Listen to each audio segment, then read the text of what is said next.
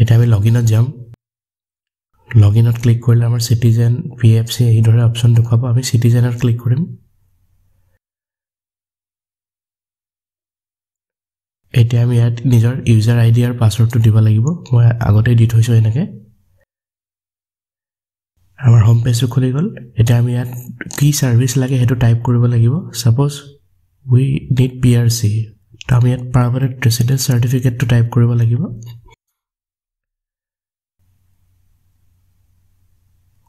আমি এটা permanent residence certificate বুলি টাইপ কৰিম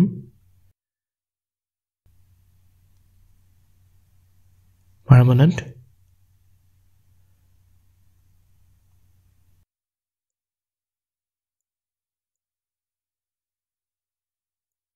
টাইপ কৰিলো আহি গল সাৰ্চত ক্লিক কৰি দিও অপচনটো আহি গৈছে application for permanent residence certificate for higher education এটা আমি এপ্লাই যাম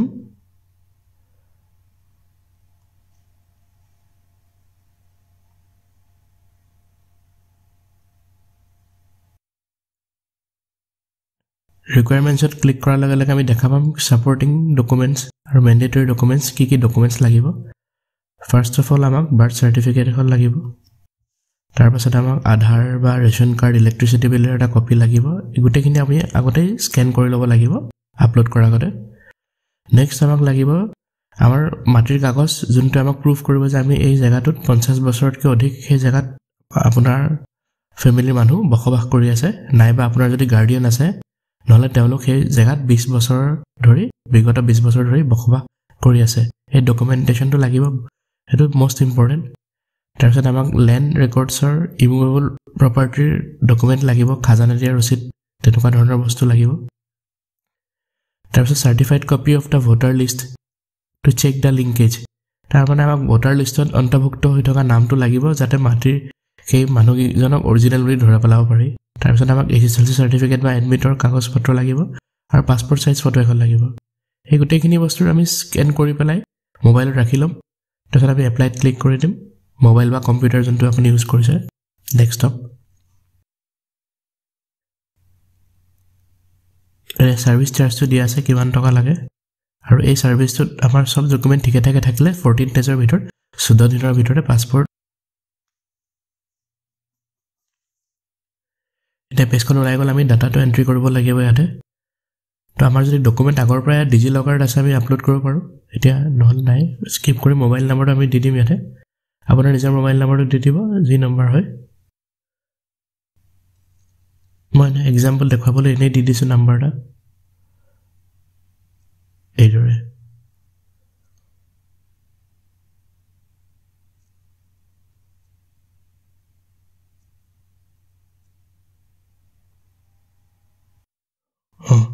এটা আমি আহি গলো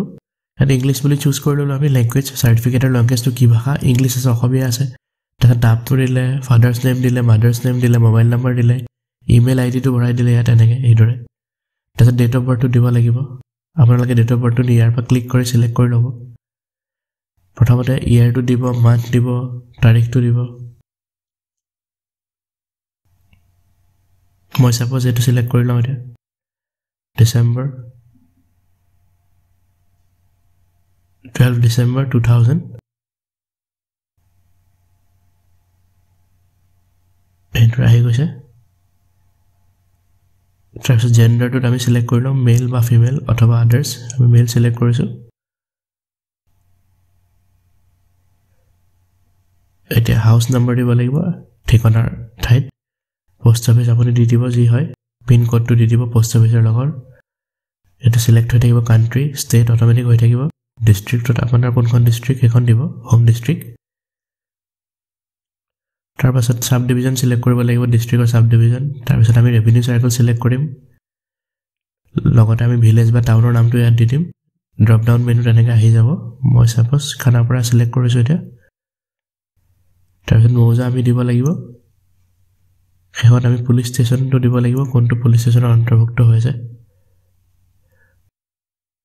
লগতে খুদিব আপুনি সেই জায়গাটো ঠাইডোখৰ কিমান বছৰৰ আৰু কিমান মাহৰ পৰা আছে মই ইয়াত 27 বছৰ 7 মাহ বুলি দি দিছো আপোনালোক দেখুৱাবলৈ এনেকৈ এতিয়া কাৰেণ্ট এড্ৰেছ আৰু কমিউনিকেশ্যন এড্ৰেছ একে হ'লে আমি য়েছ চিলেক্ট কৰি দিম য়েছ আৰু নো আছে আমি য়েছত ক্লিক কৰি দিম এই গোটেইখিনি ডাটা আকৌ আহি যাব নিজে ফিল আপ হৈ যাব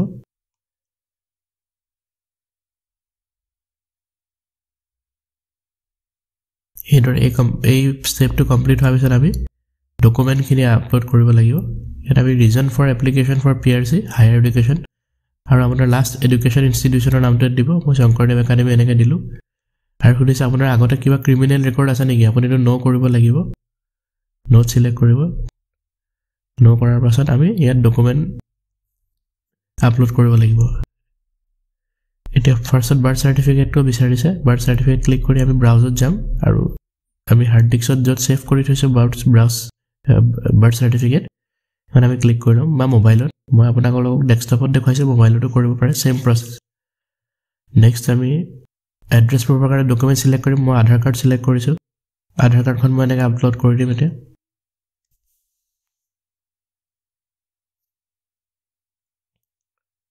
তাৰপাছত এই ঠাইত বসবাস কৰা ডকুমেণ্ট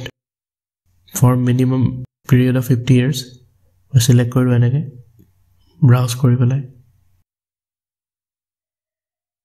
ইয়াত ডকুমেণ্ট চিলেক্ট কৰি ল'লোঁ তাৰপাছত খাজানা দিয়াৰ ৰচিদৰ কপি এটা এনেকৈ চিলেক্ট কৰি আপলোড কৰিছোঁ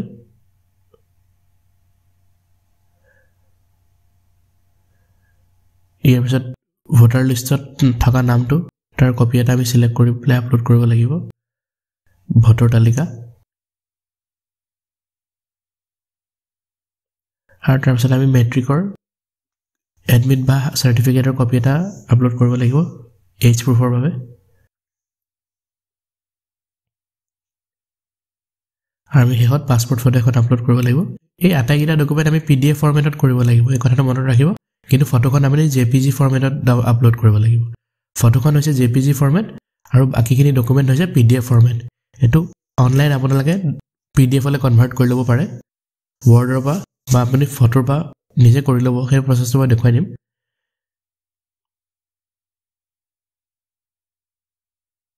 এইখিনি এডিশ্যনেল ডকুমেণ্টছ এইখিনি এতিয়া আমাক দৰকাৰ নাই ছেভ এণ্ড নেক্সট কৰিম য়েছত ক্লিক কৰিম এতিয়া প্ৰিভিউ এটা দেখুৱাই দিব আমাৰ এপ্লিকেশ্যনখনৰ গোটেই ডাটাখিনি এটা আহি যাব আমি এবাৰ চেক কৰি ল'ব পাৰোঁ আৰু যদি কিবা ভুল থাকে আমি শুদ্ধ কৰি ল'ব পাৰোঁ আপোনালোকে এনেকৈ পঢ়ি চাই ল'ব যদি চব ঠিকে থাকে আমি পে'মেণ্টৰ পেজত প্ৰচিড কৰিব লাগিব নহ'লে এডিট কৰিলে ঠিক কৰিব পাৰোঁ এতিয়া আমি মেক পে'মেণ্ট কৰিম এটা ক্লিক কৰি দিম ইয়াত আমাক ছাৰ্ভিচ চাৰ্জ দেখুৱাইছে 10 টকা সেইটো আমি পে' নাও কৰিব লাগিব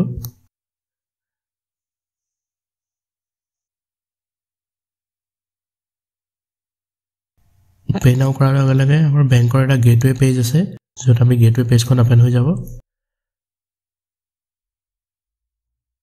এইদৰে আমাৰ পে'মেণ্ট পেজটো অপেন হৈ গ'ল দেখুৱাইছে টোটেল এমাউণ্ট ₹10 দেখুৱাইছে আমাক দুটা অপশ্যন দিব ইণ্টাৰনেট বেংকিং আৰু পে'মেণ্ট গেটৱে আমি ইণ্টাৰনেট বেংকিংটো চুজ কৰিম তাৰপিছত আমি ইয়াত বেংক চিলেকশ্যনত এটা নাম আহিব আমি সেইটো চিলেক্ট কৰিব লাগিব চিলেক্ট কৰি ল'লোঁ যিকোনো বেংক হ'ব পাৰে ইয়াত বেংক অফ বৰোদা আহিছে এতিয়া আমি এগ্ৰি বাটনটো আছে এগ্ৰি বাটনত কৰি প্ৰচিড কৰিব লাগিব ফৰ পে'মেণ্ট